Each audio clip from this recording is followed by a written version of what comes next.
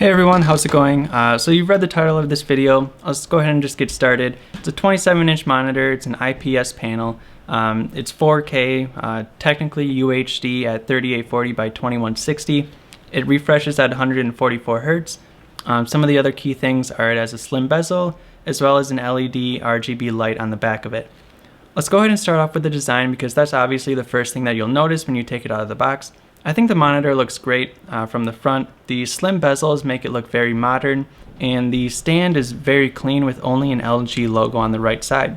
The back of the monitor looks pretty cool. It does have that RGB light. It's shaped in a circle, so basically it's going to have an even distribution of light across all sides of the monitor. Another weird thing that I like about this monitor versus my former monitor is that you plug the cables in perpendicular to the display, so they go straight into the back, versus my old monitor you plug them in from the bottom. I don't like that because then you have that cable, you can see the cable from underneath the monitor just going straight down. The way it's plugged in the back I think looks really nice. On the back of the monitor you also have two USB type A ports for power and data pass-through. Let's go and talk about the other ports. So I mentioned those two USB type A ports. There's also a USB type B port, which carries that information to your computer from the USB type A port. So that's kind of how you get to be able to daisy chain those USB type A ports. The nice thing about that is that those USB type A ports will stay powered even when the monitor is off. So if you want to plug in and charge your phone, totally doable. The USB type B port that you plug into the monitor and then into your computer is also used for controlling the picture and RGB lighting using your computer, as well as doing firmware updates to the monitor. The port that I think most people will be using is the DisplayPort 1.4a, which is the only way to get 3840 by 2160 at 144 Hertz with HDR and 10-bit color using DSC, which is Display Stream Compression. Without DSC, you can still use the monitor, it's just you'll drop down to 120 Hertz as well as drop down to 8-bit color. Also on the back of the monitor are two HDMI 2.0 ports. So this only supports 3840 by 2160 at 60 Hertz. So it's not going to work well for next gen consoles, which will be pushing 3840 by 2160 at 120 Hertz. Let's talk about the on-screen controls because I feel like you're probably going to be using them a lot. And I'm happy to say that they're very easy to use and they're very quick and responsive. The responsiveness, it's hard to explain how much of a difference that makes compared to a TV or a monitor with slow or like a delayed response. In the on-screen controls, there's all the settings you would find regarding the picture and color adjustments.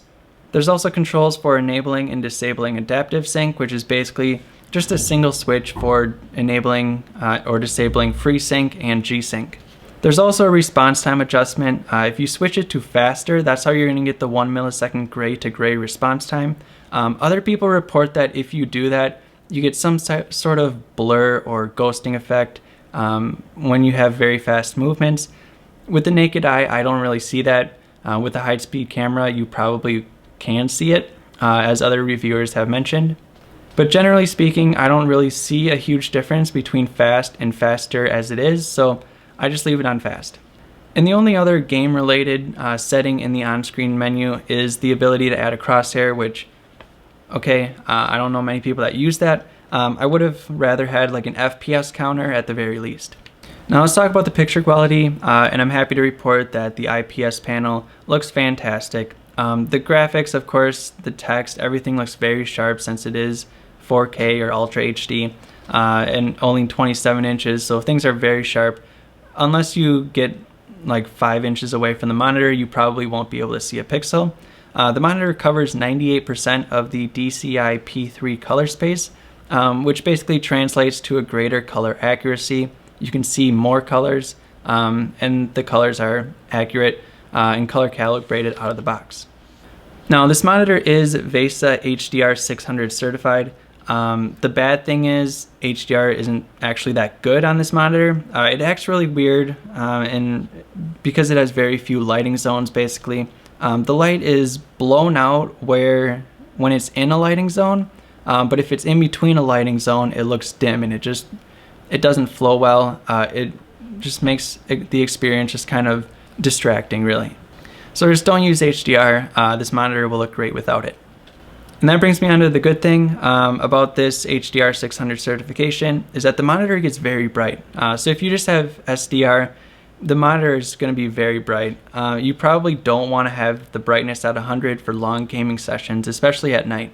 Just overall, the monitor just straight up looks great. Whether you're playing video games, watching YouTube videos, or TV, editing photos or video, the display's versatility, its multi-purpose use, it allows it to be business during the day and gaming at night.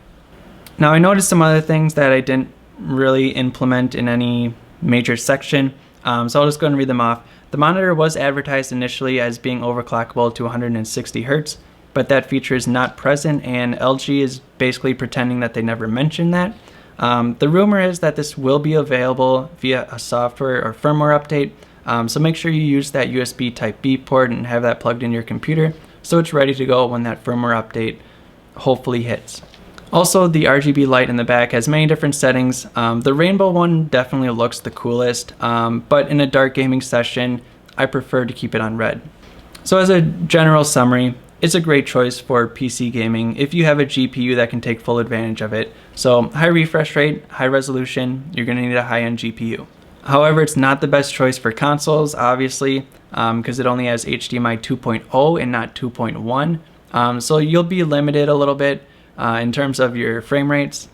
I would recommend for all the console people out there is just wait a couple months. We're about to see a huge wave of other offers, other options on the market from different vendors, different manufacturers that will likely be cheaper, and they'll most likely have HDMI 2.1. Anyway, that's all the notes I had for this video. If you have any questions about this monitor, leave them in the comments section down below. I'll try to answer them as quickly and as thoroughly as possible. Thanks for watching, and I'll see you in the next one.